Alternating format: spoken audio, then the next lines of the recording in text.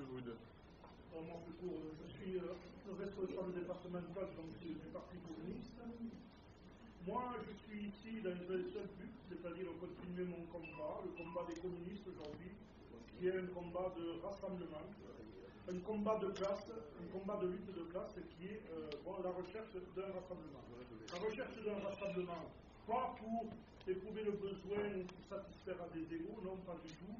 C'est pour satisfaire à des enjeux aujourd'hui qui sont posés à notre société et aujourd'hui à ceux qui souffrent le plus, aux travailleurs aujourd'hui qui souffrent dans les entreprises. Voilà aujourd'hui pourquoi je suis là, pourquoi on met toute notre force, toutes nos initiatives dans la recherche de ce rassemblement nécessaire, je le dis depuis maintenant pas mal de mois. Je rappelle que notre Parti communiste, qui aurait voulu très bien aussi présenter des candidats, dès son 37e congrès, a pris la décision donc de créer des conditions pour justement créer un mouvement majoritaire avec un pacte commun de changement. Voilà dans quel esprit je suis. Je souhaite le cas. Avant toute chose, on discute vraiment des enjeux qui sont posés aujourd'hui à notre peuple. C'est important. Qu'on fasse un bilan de ce qui a été fait, pas seulement depuis la dernière période de l'exécutif.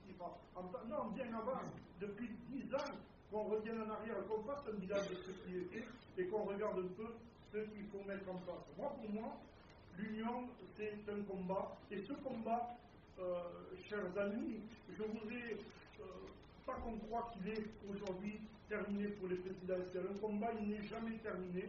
Il continue toujours jusqu'au dernier moment. Il faut mettre son dernier souffle dans cet espoir-là. Sinon, on n'a pas fait le job comme il fallait. Voilà moi dans quel état d'esprit je suis. Je suis un peu le conciliateur de tout ça, de cette soirée-là.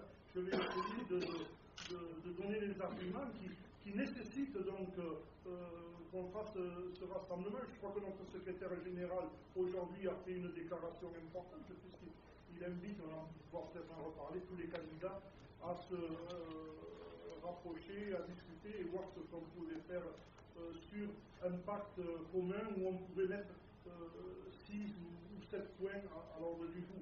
Je crois qu'être d'accord déjà sur une idée de 6e République, c'est déjà un bon point, et on pourrait avancer là-dessus.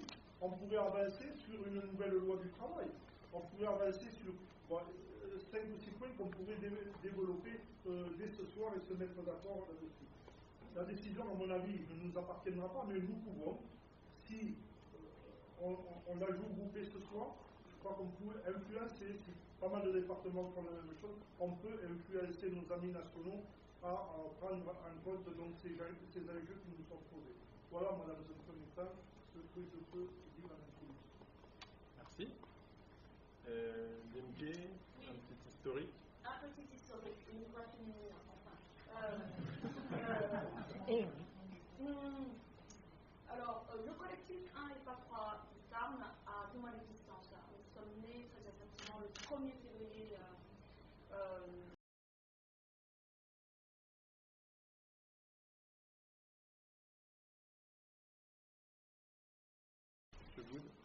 Oui, moi je voudrais intervenir.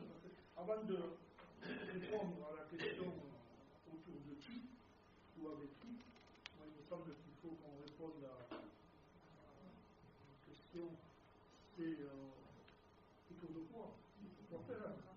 Parce que le candidat, à mon avis, c'est pas la plus grosse difficulté. Je crois que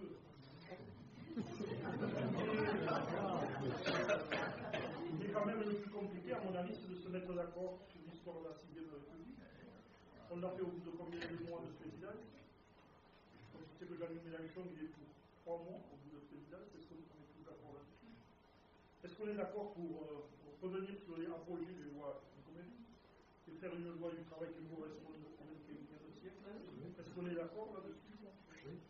Est-ce qu'on est d'accord pour une politique de réindustrialisation industrielle efficace qui tourne autour d'un axe qui prenne en compte le social, qui prenne en compte l'écologie? Est-ce qu'on est tous d'accord là-dessus sur les moyens à mettre? Voilà, il me semble qu'avant de voir avec qui, il faut voir pourquoi faire et autour de quoi. À ce sens que je voulais intervenir tout à l'heure, cette affiche, parce que je la comprends, mais elle ne me convient qu'à moitié. qu'il manque trop de force sociale et écologique. Vous comprenez bien qu'on ne peut pas. Je comprends bien les trois candidats, ils étaient candidats déclarés, je le dis très bien. Mais aujourd'hui, ce n'est pas de ça qu'il s'agit. Aujourd'hui, c'est de chercher les conditions de créer un rassemblement large social et écologique. Ça veut dire avec toutes les forces existantes dans ce pays. Ça ne tourne pas seulement autour de deux individus, aussi bons soient-ils, aussi doués soient-ils. Ça ne marchera pas. Ça ne marchera pas. Il faut remettre tout le monde en ordre de marche, tout le monde dans le rassemblement. Mais en disant autour de quoi, je réponds un peu à la question qui est posée des familles. Je réponds. Il s'agit, oui, de combattre tous ceux qui ont porté les politiques d'austérité aujourd'hui. Et de remettre tout ça en ordre. Qui aujourd'hui est capable de mener des politiques anti-austérité? Voilà, c'est de ça qu'il faut parler. Voilà. C'est en tout cas là-dessus que j'insisterai tout le long de la soirée, parce que sinon, il va nous manquer quelque chose. Moi, je n'ai pas du tout envie de décider qui sera candidat, si ce candidat, je ne suis pas persuadé qu'il va appliquer la politique que j'ai pu donner. Merci, ça suffit. Je vais être sûr. Non, moi, c'est la question qui a été faut-il continuer ou pas? Il faut absolument continuer la recherche de ce rassemblement. Parce que, à la vie, les choses bougent, vont encore bouger. Et puis, nous, on ne peut pas s'accommoder par rapport à une victoire de la droite et de l'extrême droite. C'est pas possible. Ce combat, il mérite d'être mené jusqu'au bout de nos forces. On ne peut pas lâcher là-dessus. Non, il ne faut pas lâcher, ce n'est pas fini, il faut continuer. Parce qu'il y a ce combat contre la droite et l'extrême droite. Les voix, certes, elles ne s'additionnent pas. Mais il ne faut pas se servir de ça pour justifier qu'un rassemblement n'est pas possible. Elles ne s'additionnent pas, ça, d'accord. Mais le fait de faire un rassemblement, ça crée aussi une dynamique parce qu'il y a aujourd'hui plus de 40% de gens qui restent à la maison qui ne vont pas voter, mais c'est de l'électorat qui est proche du Nord. Qui est proche de nous. C'est des gens qui votent à gauche, qui en ont marre dans la misère où ils sont. Et cet électorat-là, si on fait un rassemblement, on peut le remettre en selle, on peut le ramener à la vie politique, on peut le ramener aux urnes. C'est ça que je veux. Que je voulais dire. Voilà. Donc, ne pas se servir, oui, bien sûr, mais voilà, créer cette dynamique-là.